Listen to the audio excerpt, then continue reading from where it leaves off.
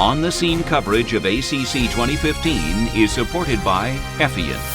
I'm Peter Block for On the Scene here in San Diego at ACC 2015. With me is Luigi DiBiase, the lead author in the Aatac AF trial, a trial with multiple investigators in the United States and all over Europe.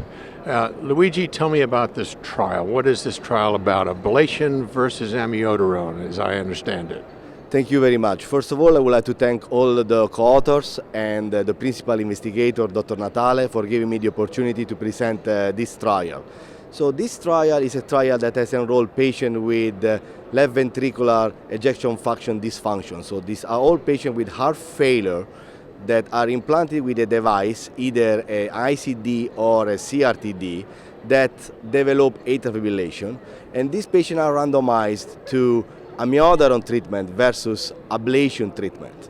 So this study was designed in the purpose that staying sinus rhythm is better in patients with heart failure than staying atrial fibrillation. So how to achieve sinus rhythm? We have anti-arrhythmic medication that are very limited and left to dofetilide and amiodarone, and we have utilized amiodarone as the arm versus ablation of atrial fibrillation. Okay, and the ablation, as I understand it, was also up to the discretion of the operator, either pulmonary vein isolation or ablation or both, right?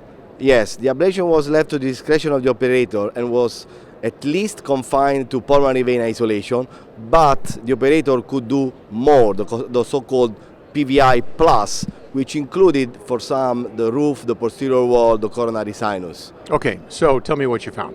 So we found that in patients undergoing ablation after 1.4 procedures, so not only after one procedure, but after multiple procedures, the ablation arm was able to reach a higher freedom from atrial fibrillation when compared to amiodarone treatment.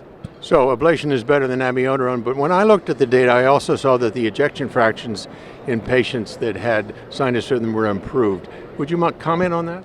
Yes, this is actually a secondary endpoint of the study where, when sorting the results by recurrence, no recurrence, all patients that had no recurrence improved their clinical parameters, from the ejection fraction to the 6 minutes walking test to the Minnesota Living Questionnaire. And in addition, when looking at the recurrence, we find out that patients performing a PVI-only ablation had the lower success rate than when performing a more extensive ablation. Okay, so it sounds to me like the summary of this trial would be that if you have atrial fibrillation, pulmonary vein isolation plus ablation beats amiodarone, and in this trial by a long shot.